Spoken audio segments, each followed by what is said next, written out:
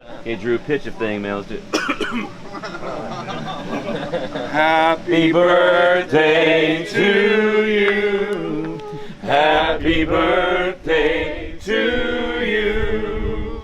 Happy birthday, dear Nanny. Happy birthday to you.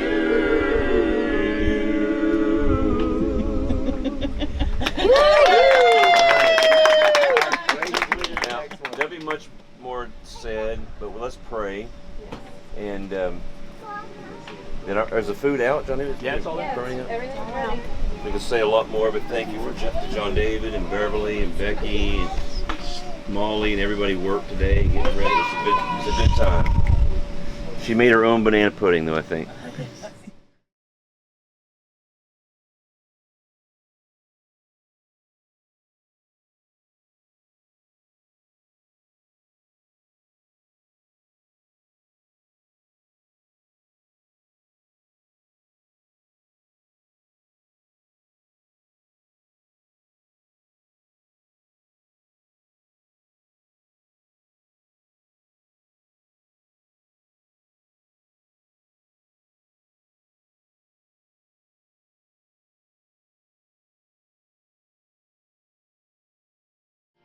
For he changed me completely. A new life is mine, and that's why by the cross I will stay. I believe in a hill called Mount Calvary. Got it? I believe whatever the cost.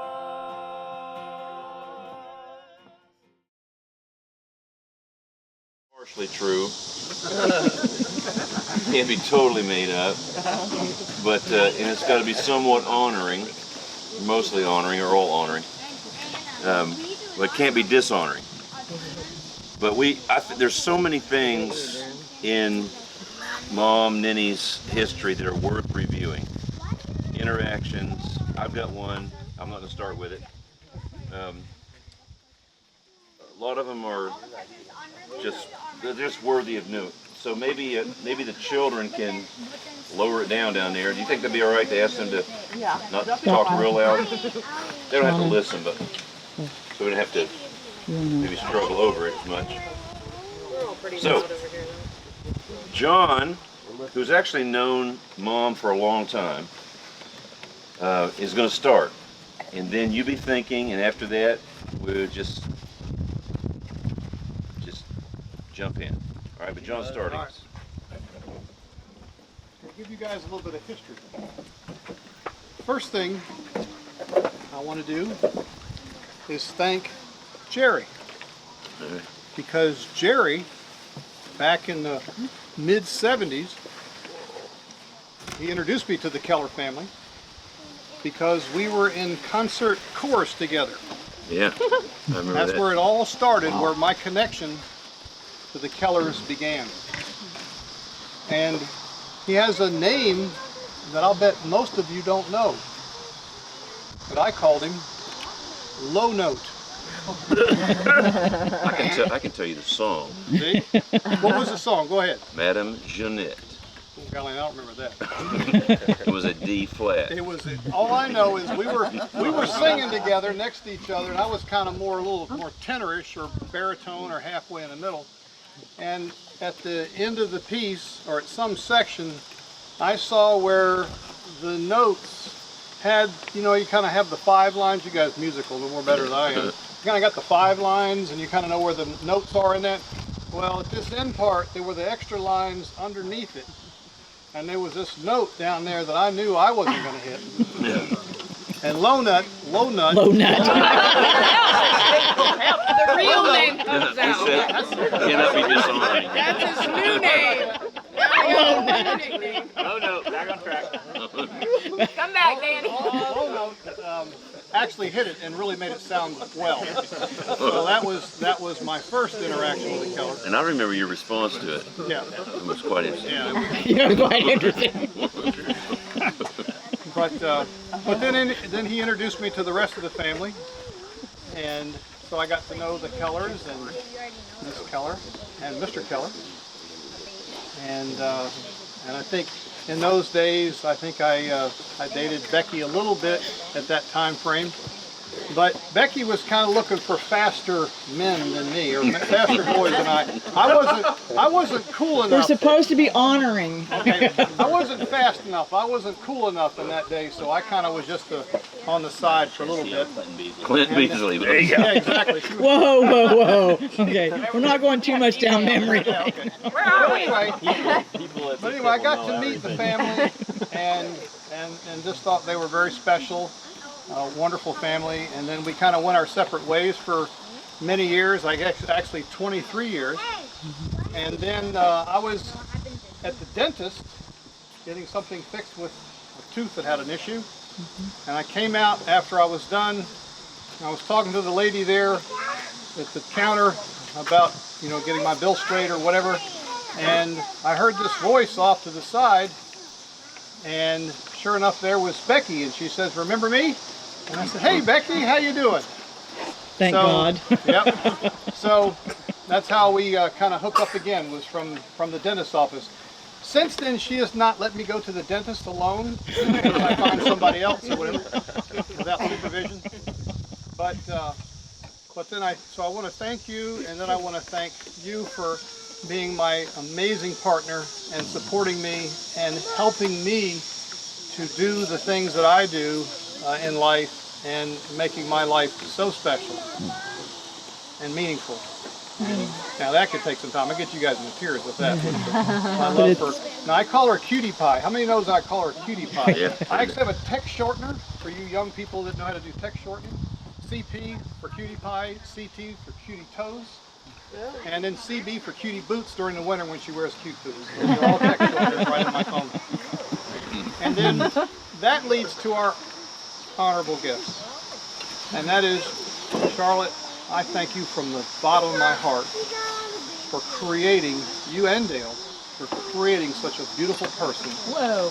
That means so much to me. Yeah, you've told me that lots of times. And I mean that appreciate from the bottom of my heart, and that's for real. That's great. So I thank you very much for what you and Dale have created in Wow. Becky. it. Wow, John. It means so much to me. You've And told me that I many thank you. times. I appreciate And I it. thank you. Okay, now the next person, let's see if how you can do with that. I'll set you up with the structure, and I don't know who wants to go next, but now I can eat, 'cause I've got mine to go. All right. Good job. Be brave. Be brave. Brave. Jump Stand up. in there. It could be a grandchild or a great-grandchild. Daniel, you look like you really need to Yeah, say you look something. like Come on, Daniel. Yes, Daniel, you're Get up. it going, Daniel. I'm gonna start. One thing said it had to be honoring. No, it had to be true. It has to be true. My favorite nanny story is probably most grandchildren wouldn't have done to their grandmother, but she came in the house. She had a full load of groceries. She had her hands totally full. I don't know what I was thinking, but I just pantsed her. I was there. That's true. and she hit the deck. She fell down. It's great. I love you, man. Then you got the slapping.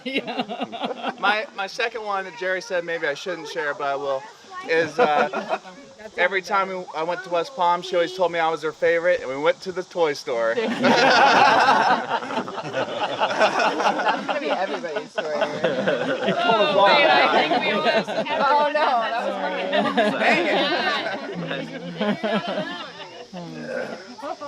Okay, all Sorry, right. Nance. All right, Mike, you're up next. I'm just gonna start calling people. What? Yeah. I would love to Yeah, go. go ahead and call them out. Yeah. Mine is short but very sweet. In thinking about this, Ninny, you were one of the first people to love me in Shauna's life, authentically, and I always felt that, and it made me feel part of a family, and I feel that way today as I felt that way when I first met Shauna. So I love you. Thank you. Thank you. Well done. Well done. Well done. I'll let you go next. Well, I got some funny stuff since Ninny lived in my backyard for so many years. Yes. But I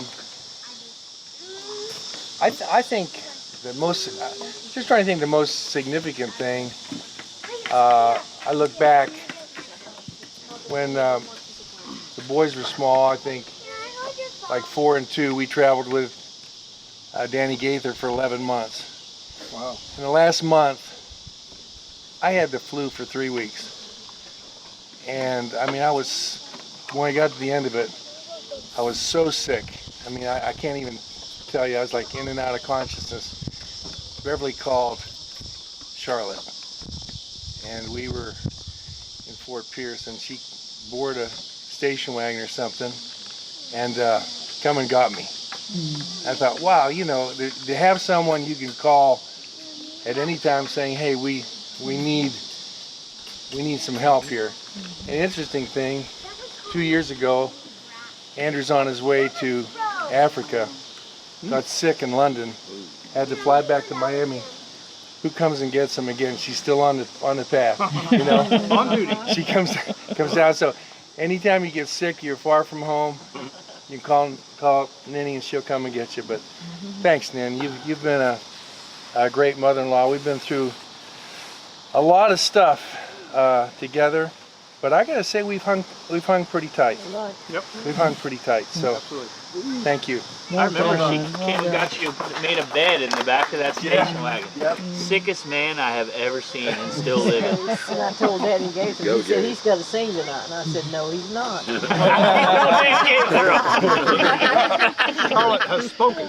No, he's not singing tonight. He's leaving here. Taylor, let's do you. You're up. You're up.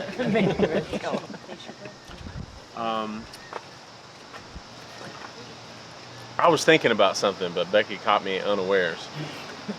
I'm very, very thankful for you. I'm thankful, you know, I didn't have the you in my backyard experience, so I had the experience of every summer when you and Papa would roll up. I remember how excited it made me, and I remember how much I enjoyed breakfast every morning, the 15-second eggs and bacon, because that wasn't happening in my life otherwise. It's okay, Mom. It's fine. Nobody's mad. Nobody's mad. Mom was just making me toast and other things. We're skinnier. Honey. A But lot of honey. you and Papa just brought so much joy into our lives, and I'm thankful for how much I felt loved and valued. And that you really, I mean, like what Daniel was saying, that you're my favorite thing. You really made us each feel special, and like we're contributing something unique to your life. You know, that you liked our hair, you liked how we looked, you liked how we did this or whatever. You really made us feel special and wanted and loved. And I think that some people have sometimes boring grandparents. And none of us had that experience. It was just you were really fun, and you are fun. You're still hilarious. And it's not just, you know, it's not just things you say, but it's just being around you.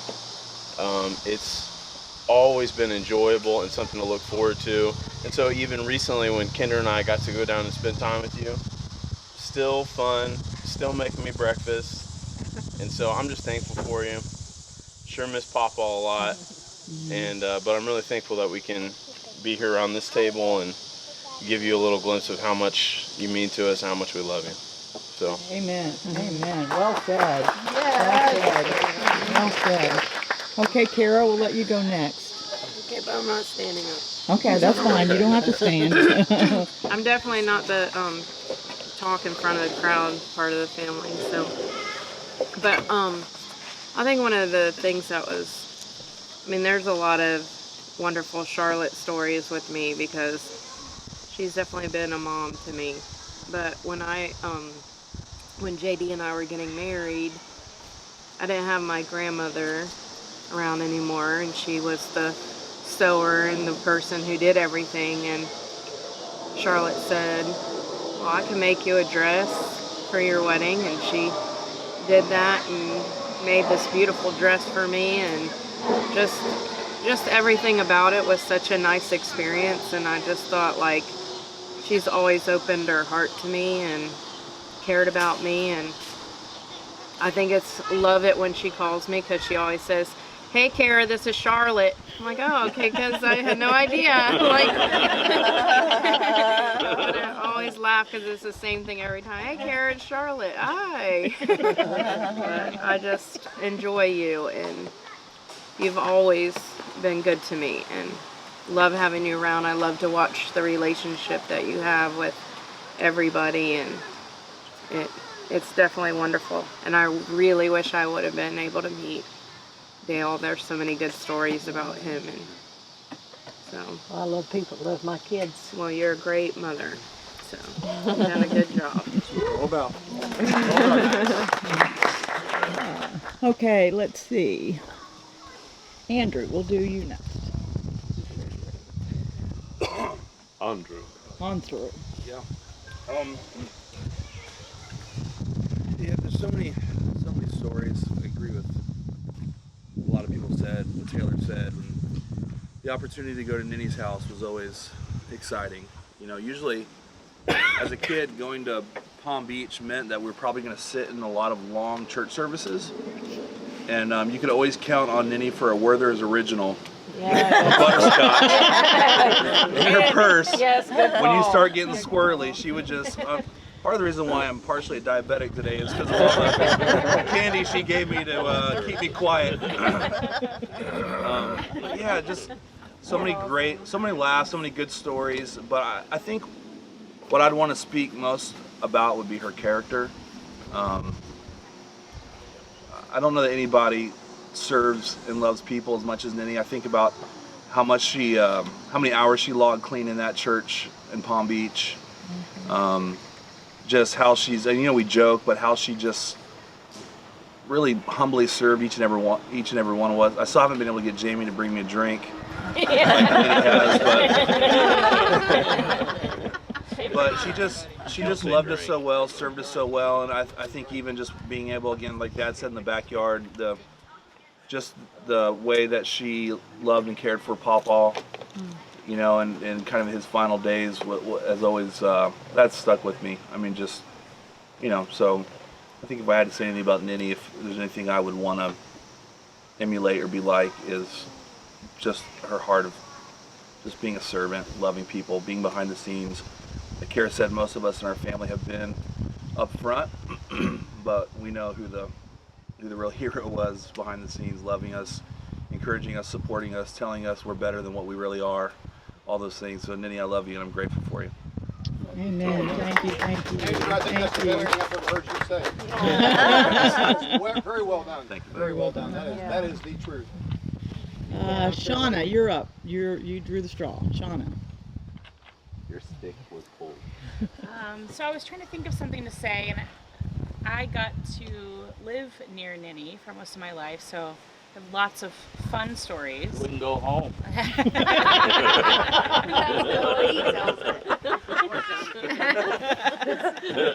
didn't like it, did you? He's not bitter about that.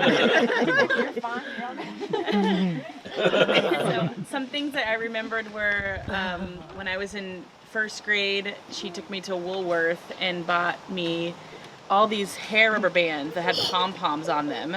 And she put my hair in about 17 ponytails and sent me to school.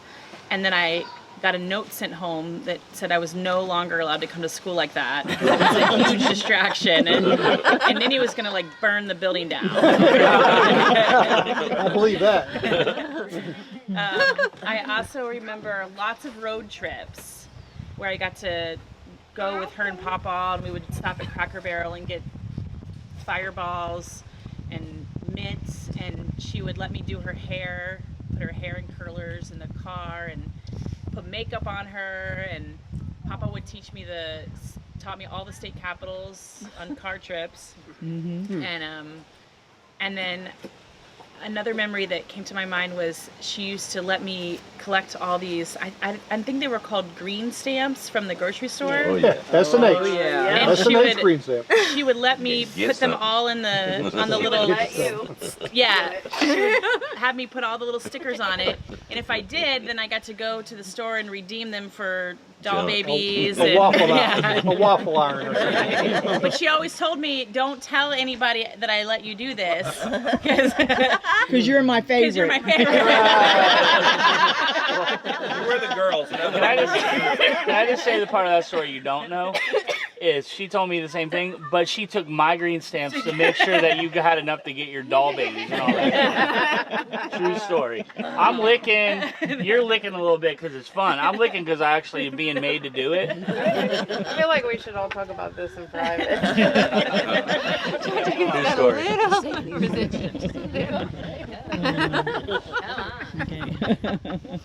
I'm okay. Yeah, I'm okay.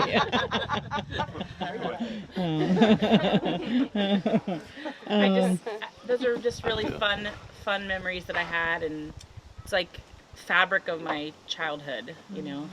Yeah, she'd take all my makeup off and put more on. And I looked like a clown. You got to get all this off. So she Before we stop at Cracker Barrel. Isn't Shauna's the one that gave you your name, right? Right. Nenny? Yes, I mean, that's Nenny. came from you, Yeah. right? Yeah, that was a Shauna, yeah. I don't remember. Yes, yeah, Well, she did You it. just barely cool is crawling. that? You just crawling up steps, and I was coming around the corner, and she said, "Nenny." Mhm. Huh, Yeah, how cool she is that? did. She was just coming up the steps in the house. You're welcome. He's trying to get back at He's trying to get back at Sean. just telling the truth. Well, we're gonna like say Beverly for end. Molly. Okay. Gotta stop standing, I guess, right? You can stand if it. I'd just Whatever- I'd whatever rather you're not. comfortable. but- Okay. You I do think whatever you're Shauna was standing. Wow. Shots fired.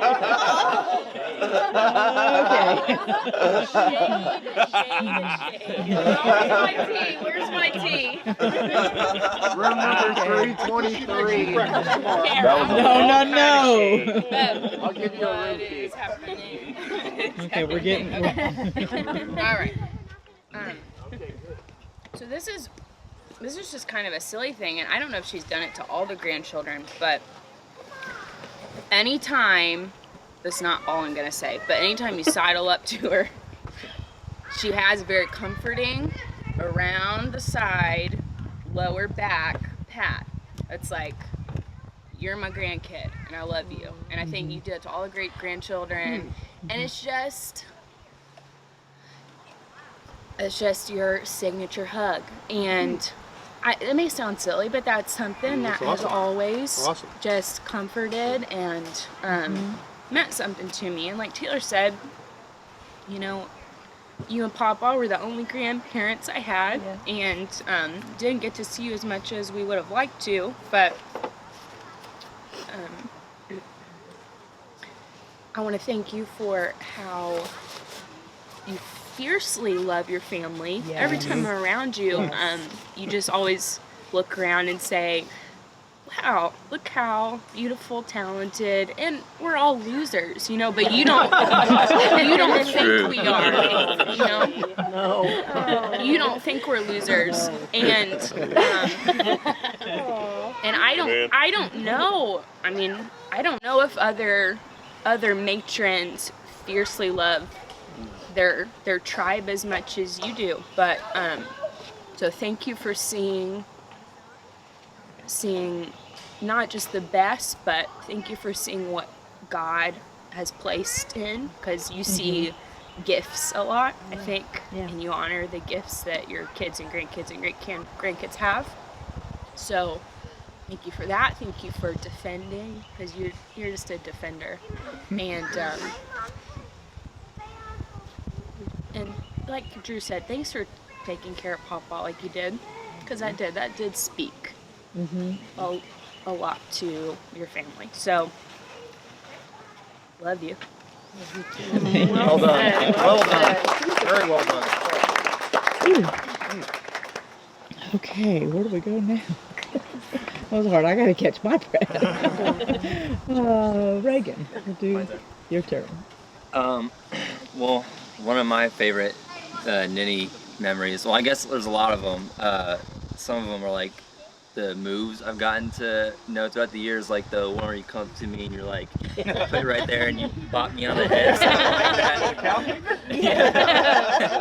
Yeah, you put your fingers right there. Collarbone. Take me down. Yes. I just did that to somebody last time. Or milk mouth. Well, I was fortunate. Right, that's that one. I was fortunate as a kid to grow up around like 5 minutes from you guys, you and Papa, and I guess it's just like a bunch of memories into one. Like, you know, waking up at your guys' house, going in the kitchen, Papa on the couch watching TV, and you're, you know, making the 30-second, 15-second eggs, stuff like that. And some of my favorite memories whenever I make you mad. When I rolled in, you knew the whole grandchild program, so like one toe out of line, and I knew I was like faster than you as a kid, so you come out with a wooden spoon, and I was just kind of like dodge and burn. Yeah, exactly. Get out of the way. And it's just, yeah. I mean, where I grew up, like down there, like forever ingrained in my mind as like in my childhood and stuff like that. Like I remember going in Papa's shop and it's like in the, you know, putting my hand on like the wood and getting like the sawdust on my fingers and stuff like that. Like just great memories like that. And yeah, just kind of like what everyone else has been saying. I mean, always loving, always caring. You love your family with a passion. And it's self-evident. I mean, it's all over the place. So, yeah, I mean, I love you. I miss Papa like crazy. Stuff like that, so. Correct. Well done. Well done. Okay, let's see, Susan. Our sweet Susan. What I love about you the most is you know how to take care of people. And when you're around, you just know everything's going to be okay. Nobody takes care of people like you do. That's true. You bring comfort, and that's, I think, what I most love and admire about you. I also appreciate the way you loved my kids. Mm-hmm. When Taylor was a baby, you would say, "Such a boy." He's such a boy. And then Molly, you put Molly in the ninny hold, you know. She would go right to sleep. But thanks for taking care of me and all of us. Amen. Yeah. Amen. Well said. Well said.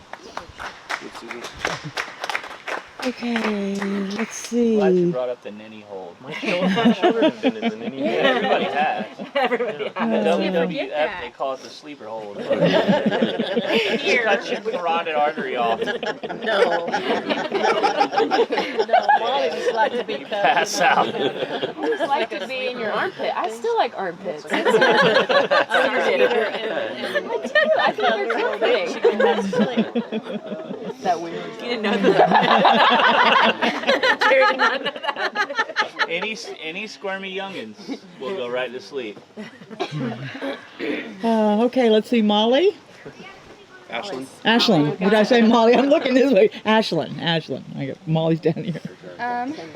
Well, I have a billion memories of Minnie from when I was little, but I moved back down to Florida for a couple years right after high school, and due to, you know, personal reasons, it was a pretty rough time for me mentally.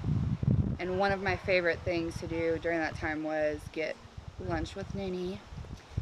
I taught her what Qdoba was, and after that she would ask to go there a lot of the times that we went to lunch, and just gather like a lot of history from her. I mean, we know how much she loves to tell stories, and so I just got, you know, as kind of closer to adulthood, got a lot of history of, you know, my dad when he was younger, and my aunts and uncles when they were little, and, you know, history of her and Papa and how they met, and, you know, how their life grew together. And I mean, all of this came to be, and it just was really cool for me, and kind of connecting to that history was just a really, really awesome way to kind of ease my mind, and I mean, I just really appreciated those times, and what you created here. I mean, it's a pretty talented group of people, a really cool legacy for you and Papa to have left behind, and I mean, you guys affected the world through the people that you created, and it's done some pretty cool stuff. So it's just been really awesome for me to have a little bit more of that knowledge and to kind of know where it came from. So. And you were the only grandchild that's had a cat in her house. And that had a cat in her house. And she let you have I a cat. am forever grateful for that. So. She let you have a cat. She took care of it good, so. Yeah. Good job, Ashley. Good job. Let's see, who's left? Where are we at? Sod. Huh? Sandy. Oh, Sandy. Oh, yeah. Okay, sweet little Sandy did it. She's so quiet. She's been waiting for a moment. She's been waiting for her moment. So one personal memory of Ninny that I love and I always think about, when we were getting married, I remember buying my wedding dress, and I loved my wedding dress, but it didn't have straps on it. And full on crisis mode, of course, because I wanted to have straps on my wedding dress. And Ninny took one look at it and said, well, I can do that. No problem, no worry, no stress. Did it, I think, overnight. I mean, it seemed like it was done the next day, and it was just perfect. It was beautiful. I don't know how she's that talented to be able to do that, but it really made my day. It made everything kind of come together. And I'm thankful for Ninny. I don't have any remaining grandparents. I lost all my grandparents a couple years back, and so it's been nice for our kids to see, Ninny's their only great grandparent that is here on earth, and it's been really awesome to get to see her have a relationship with them. It's to spoil them and just love on them. I definitely appreciate it.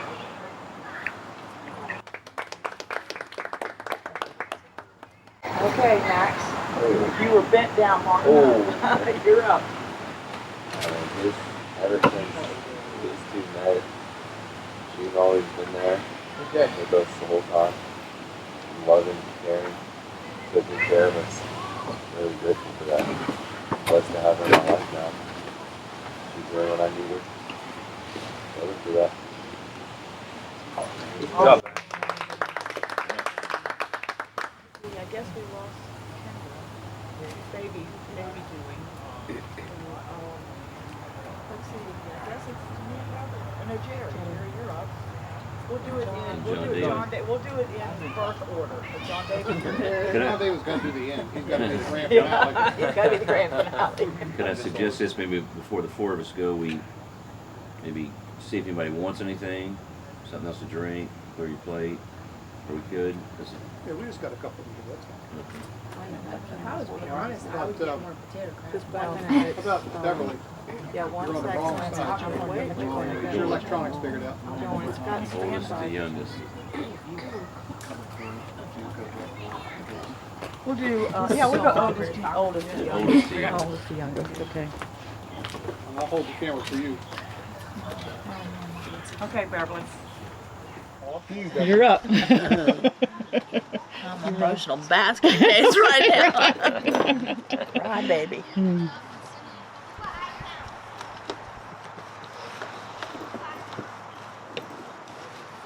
It's been great to hear. Because she's been all that more. I think about the times that she's came to my aid. From when I was in first grade, I can remember her always defending, always protecting. I mean, if she thought somebody was coming after one of her children, God help them. True. Seriously. There's been more bats come out of back seats. Yeah. I mean, there's been so many times that she would just, I may be sick or whatever, and she's been right there. I mean, you know, just what Molly said, fiercely. Yeah. Fiercely loving us, protecting us, and caring for us. And I think about the times that she's taught us how to love other people well. I mean, love them well. To be hospitable and to care for people. And she's planted that. And I think, you know, that I mean, I know there's gifts, but I mean, she's just Fertilized. She's just helped us over and over again to know how to do that. I mean, from having people in our home to cleaning the church to just loving and serving. And I think about her day and night taking care of Daddy. I think about that so much because she wouldn't leave him. I would try to take him, you know, tell her to go see somebody or go visit somebody or, you know, come and stay with him, and she wouldn't leave him. And think about how well she loved my dad.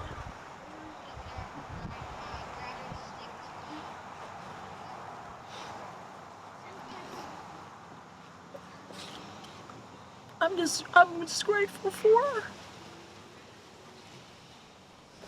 Sorry to be so emotional. It's beautiful. It's beautiful. I even got after teacher. She's sick one. I think it's third grade. Teacher wouldn't let her come and tell me. I was at school, and when I found out, I said, "You want a job?" You will not. Keep my child in the room sick. And I really got after her. I said, "No, you will not do that again." Did any of us not have her threaten a teacher?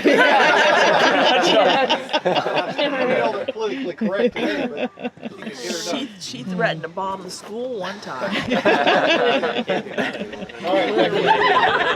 earlier by your mom. Let's not get that on tape. That's right. What happened? What was that? Wait, I think what's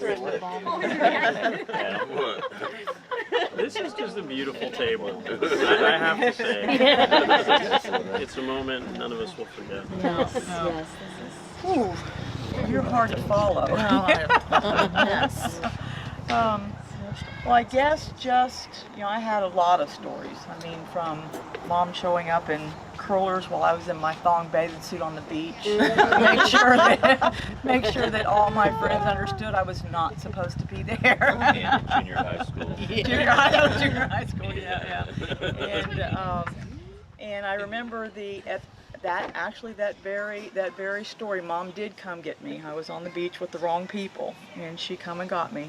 And she come and got me, and on the way home, she said something to me that I have passed down to my children, and I hope my grandchildren. But she told me, she said, "I will give you as much rope as you need in life to do what you need to do. Just don't hang yourself with it." And I always knew where the end of the rope was, no matter what I did or what I pushed, because I'm not one to go by the rules. So whatever I did, I never wanted to stretch that rope too far because of this lady. She always kept me just shy of choking myself. Give it praise. Give it praise. That's right. When she came to the beach after you, did she also take her teeth out, or was that just me? That was just me. That was just you. She kept her teeth in. She learned her lesson that she needed to go one step further with you. Because I got the curlers and the nightgown and the flip-flops, but I got the teeth out. For real? Yes. For real. Oh, yeah. And that girl was cute. She let her flip-flops. She said, don't even get me started on you.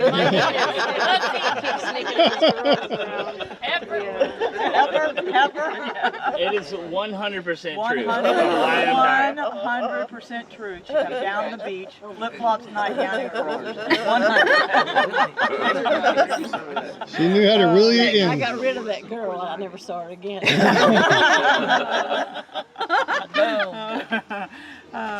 But when we could all tell these amazing stories of Mom's creativity and keeping us in check. But I guess just listening to everybody, again, I just have to reiterate that Mom has been fearless in our defenses and protecting us and making sure that whatever's going on in our life, she's there for us. Many, many, many stories of her midnight coming to get me and the kids and saving us from craziness. And I've had her with me 2 years in Stewart now, and she continues to be an amazing blessing to me. I can call her when I get a flat tire, and she's over, takes my car and gets the tires fixed. She goes down to Jupiter and kibitzes with the police officers, and I don't have any idea what kind of stories she's telling them. But I know when I go down there, they say, "Where's your mom?" So they miss Mom being there. But Mom, you have been an amazing vision of what I want to be in my life. And if it wasn't for you and your heart and Dad's life, I wouldn't have this man right here. I know. Because you taught me to love and to be happy and to enjoy life, and that's what attracted him to me.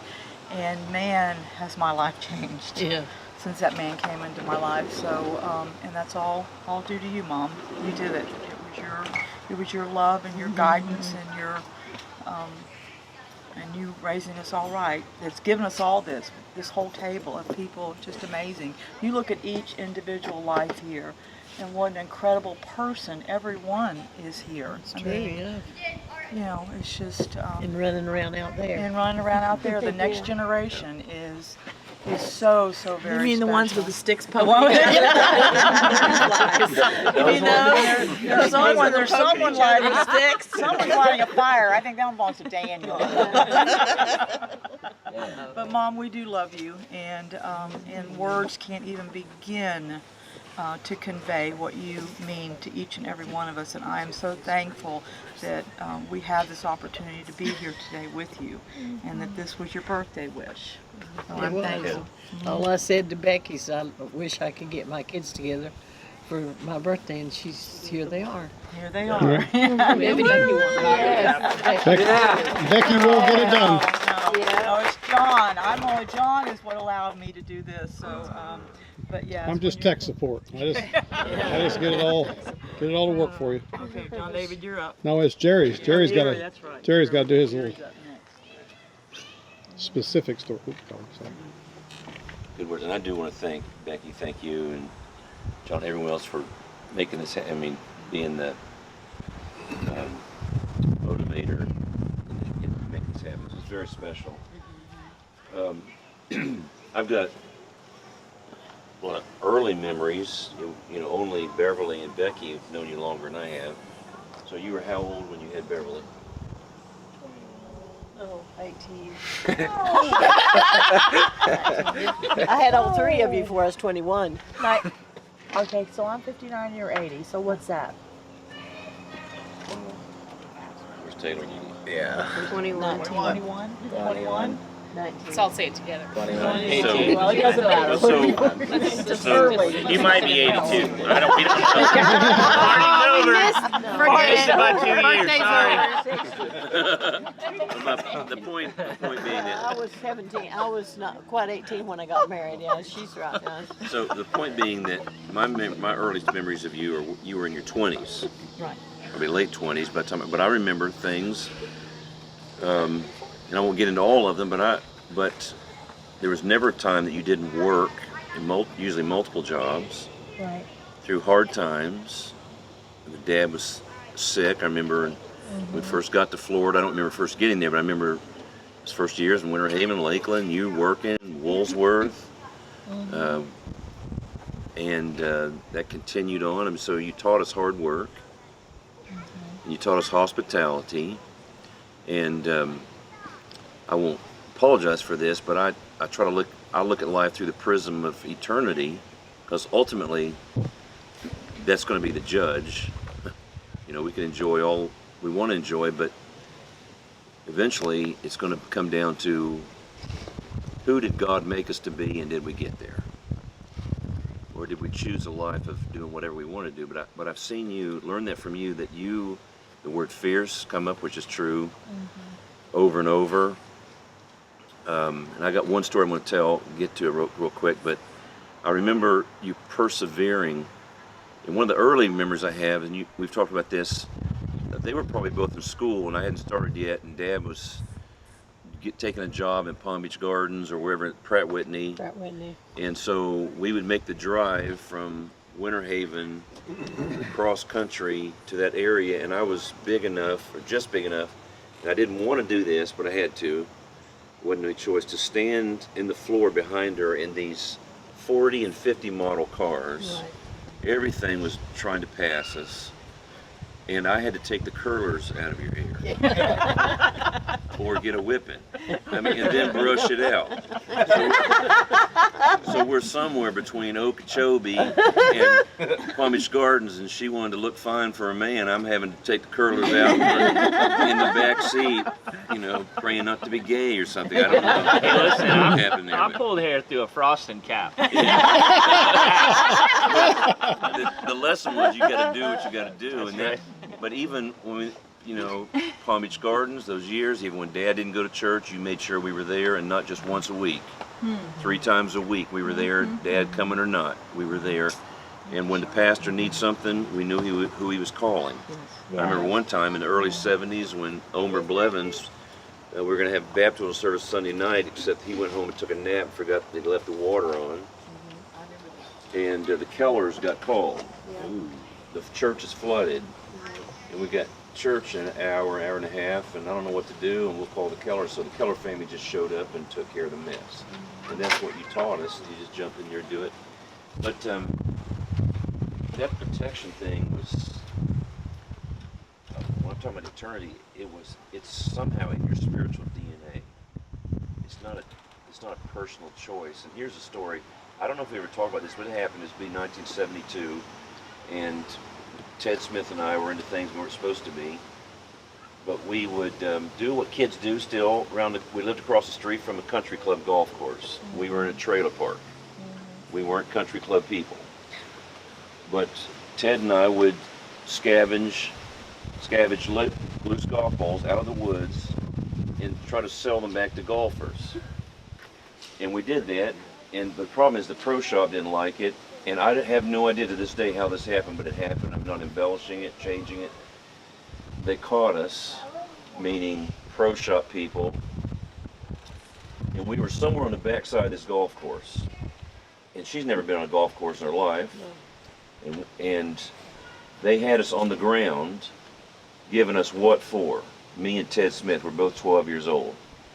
And we had our golf balls in grocery sacks, paper bags. And we were trying to sell them, and they were, I don't know what they're going to thump us or what, but they had us there for a while, and I look up, and here she comes. Uh-oh. She doesn't know a fairway from a green. She wouldn't know where to put it, to tee it off, or where to be, but she is coming across fairways and greens. I was running too. She didn't care if golfers were mad. I'm thinking, how in the world would this woman even know where we were? Because we were doing something we weren't supposed to be doing, and we weren't being public about it. She got to that green. They had us on the ground. And I remember the conversation was pretty short. What are you doing? What are you doing with my boy? Well, he's out here stealing golf balls. And I remember saying this, dump him out on the ground. So we took the bags and dumped them out on the ground, and she said to the man, which ones are yours? That's the way the conversation went. He said, those ones was the red stripe, and she said, you take your golf balls, and the rest of them go back in the bag, and these boys are out of here.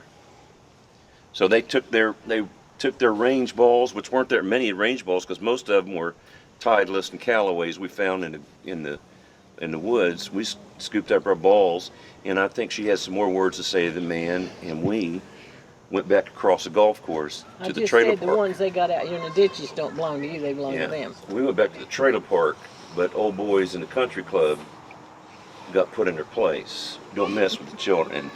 And how did that happen? I mean, how do you explain that, except she didn't know where we were, but God told her, because it's in her DNA, you protect what needs to be protected. And she did that for Brooks Lynn, the pastor. I remember a man didn't have much. Most pastors, they didn't. You know, Gary and the six, they didn't have much money. She said, we're buying this man a new suit. And she took the offering herself. I don't know how this happened, but bought him an ugly green suit. I remember being a child thinking, is that the only color we did? It was an ugly green suit. I don't know if she picked it out, but he wore it and was happy, you know. It was like 70s green, you know, thing. And then, even when we were guilty, she was still trying to protect us. I got in trouble in high school, was guilty of sin, and she was going to go after the principal. I said, no, let's not do that. I'll take my days off. She was, I'm going to town, Mr. Gold, I'm going to tell him something. You them Keithley boys. Yeah, that's the wayward boys. You put you off course. You wasn't smoking that stuff. It's them Keithley boys. The Keithley boys took you off course. No. I know about those Keithley boys. I got 3 days off. I'll just enjoy it. I told their mother I'd have them in jail for dark. They were the wealthiest. They were the wealthiest kids in school, except for Dave Baker, and God rest his soul. God rest his soul. Is he gone? It didn't happen again, though. It did happen again. It did not happen again. And then I'm gonna say this story, and I'll say, you know, because I'm talking about this is a span of 80 years, but you know, in my 57, I've known, but the things that are important to me, certainly personal things, but I am where I am in ministry. You say, where are you? I don't know. It's just not very impressive, I guess, but where I am in terms of my connection to the apostolic ministry, and I don't apologize for that because it's of God's design, because you and Dad received a man of God and taught us what was important. When it wasn't popular and got your hind end thrown out of church for it, you said, we'll stand with the man of God. And that is part of who I am. Because you guys didn't walk away, I'm where God wants me to be. And it may not look like much, that's fine, but it's God's will. And I'm very, very thankful for that. And that comes out of you. And Reverend Helm, he was one of the few people that could call you and say, I'm coming to dinner, this is what I want you to fix, and these are all the people I'm bringing. And you, because he knew that there was no backup in you. He would say, he knew what would come out of you. Oh yeah, let's do this. No backup, and he would show up at your house. There's not many people in the world he would do that to. In fact, I don't even know another one. If there is another one, I don't know. I love Mabel Smith, but he wasn't going to do that to Mabel Smith. And I love Mabel Smith. He done that several times to me and brought his family once, his brothers. And he would have done that to Beverly. Probably did do it to Beverly, but it came out of you. And Becky was right there. And I remember one of the times that he did that, I happened to be in Florida. I'm going to tell the story and I'm going to shut up. I'm sorry to be so long-winded, but it is my house. And you're used to the pulpit. That came out of you too. I don't care what you think, you know, whatever. Last story. He was all there, and at that time, Susan was pregnant with Taylor. Nobody knew that, but I shared it with him, and it's because he felt free to come to your home. It didn't happen in the home, but it happened shortly after, and he laid his hands on my head. He shook me so hard I don't even remember what he prayed. But again, I attribute that because of his freedom he felt to be in your home. And so I got that blessing praying for me, because I said, we're about to have our first child, would you pray for me? And I thought he was going to pray a little nice pastoral prayer. He got both hands on my head and shook the daylights out of me. And I don't even know what he said. Yeah. That must be trying to get some meanness out or something, but it was a life-changing prayer, but that came out of your life. So happy birthday. Yeah. Well done. Well done, Jared. Well done. Okay, wah wah. You're the grandpa. It's all on you. Let me zoom in. You get sensitive, you get sweet, you get serious, and you get what? Humor. Probably humor. Let's have the dip. Bring the dip. Yeah, I don't know what to add to any of that. I mean, I'm sure you enjoyed all that. Yeah. Yeah. I get asked, occasionally, and I know you all probably get asked about Charlotte too once in a while, and like, how do you describe? It would take this long and probably longer. Oh yeah. To say what all had to be said, but sometimes I say, well, have you seen that movie, Diary of a Mad Black Woman? Well, that's my mom, only she's white and not black. The Medea character, she's got a gun and a Bible in her purse, and she'll thump you with either one of them. Whatever gets the job done. Doesn't matter. And she's one part Mary Poppins. I mean, you if anybody who's delivered papers with her, I know most of the grandkids have missed out on that. Oh, I did. But you know how she could open the door of the elevator in those condos and throw papers, and they would just skid and land on every doorstep down the... Oh yeah. Oh yeah. She could throw them from the ground up and hit the balcony. Yeah. So And over slide the right van, to- like Over the that. van, yeah. Over the van. Driving with her knee and shifting in the gears like Yeah. this. 3 on the column. Three on the column. Yep. Then in the Papa had homes... to put in a few windows. In the hedges. I mean, she's been in the homes of the Richest people in the world. wealthiest, most influential people in the world. Top 1%. Many of you don't know that she actually fired Henry Ford.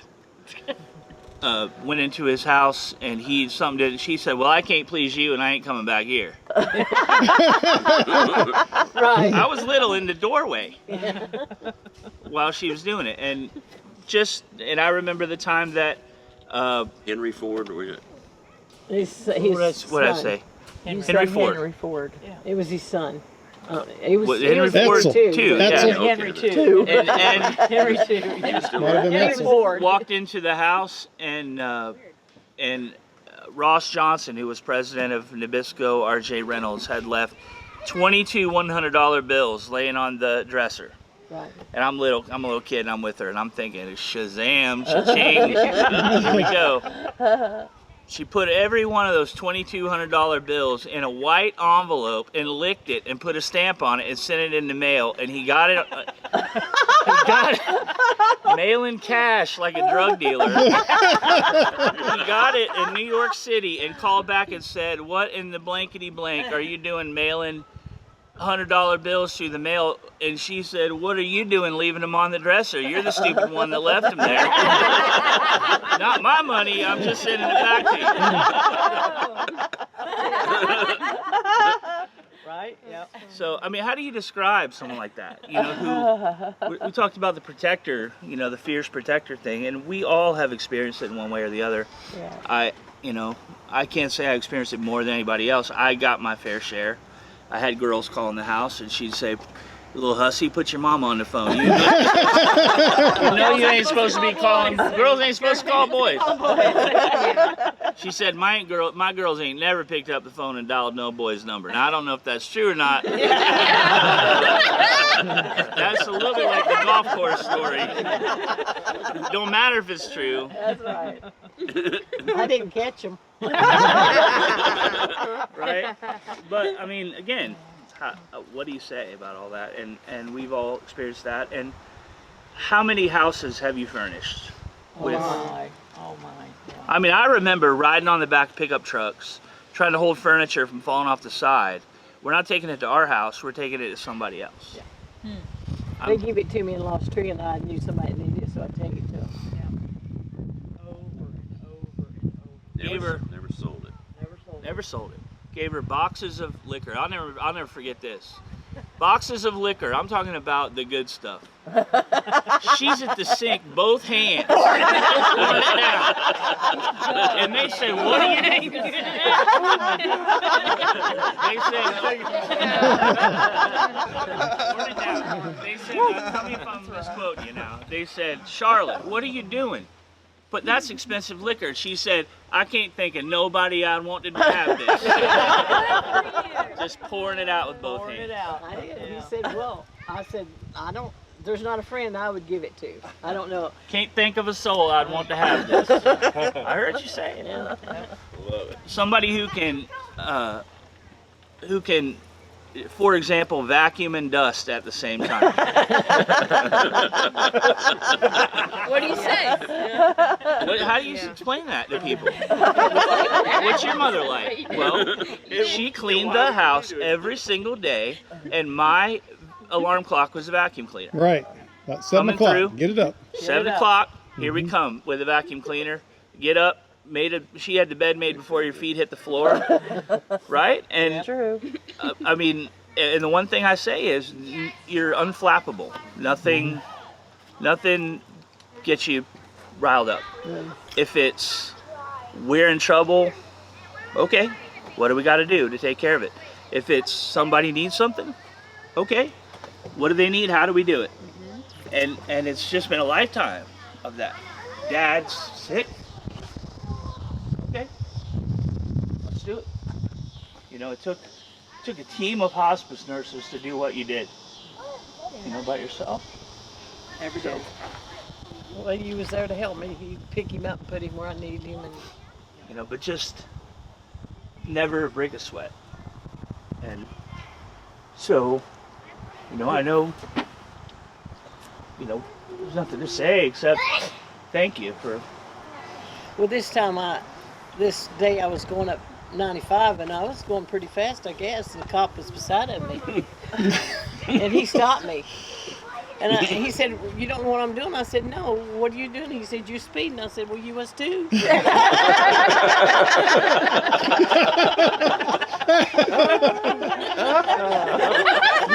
thought it was all right. If he's going that fast, it must be all right. On the day when she came after me at the beach with the hair, getting curlers and no teeth, she parked the truck. And I know some of y'all been to Singer Island. She parked the truck, wheels on the sidewalk, blocking the door of 7-Eleven. You couldn't get in or out. Why?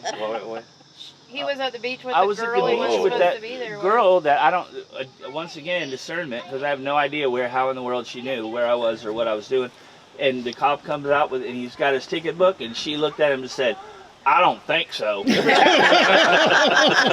just folded it.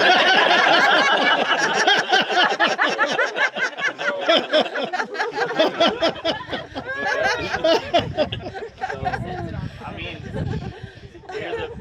we're the Beverly Hillbillies that took the wrong turn on the interstate and somehow ended up in Palm Beach and somehow ended up, you know, I know it's the hand of God, but Yep. many times I've found myself places and I wonder, how did I get here? And then I recognize how I got here. Because you'll do whatever it takes to get. Well, this morning I was going fast because I was cooking breakfast for Frank Gifford.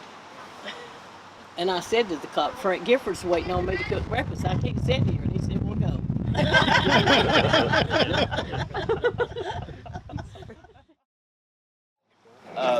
That would describe her. So we had the girl at the cake place right on the cake, something that we felt like would be a little bit more appropriate to what Minnie and Charlotte is. So what we actually did was we wrote one of her famous sayings, and we actually it took us a little while.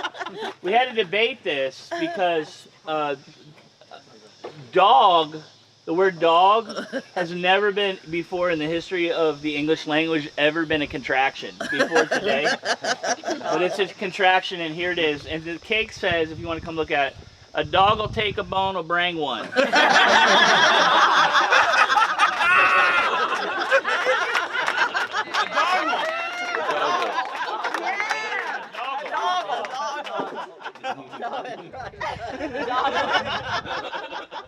Would you like to tell us what that means? If you talk about someone, you better be careful because they'll take it right back. Somebody will get right back to you. A dog will take a bone and bring one. Now that's to your arsenal. He didn't spell it I was right. sitting in the back of the car trying to figure out what it said. I was so lost. It's not real English. so It's lost. not real English. Turn it the other way and get a picture with Take it, a like, so bone, you can bring read it one. with her behind it. Doggle.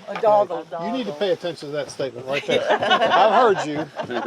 You got some of those genes in you too. Look up, Nanny. Nanny. Sing it to her, Ben. Sing it to her. Sing. You don't want to. Okay, you don't have to. I'll give you another bite. If you sing me sing happy birthday, and I'll give you a bite. After the cake. Sing it. Can you sing? You sing it for her. I don't do that.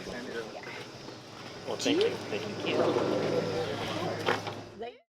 Happy birthday to you. Happy birthday.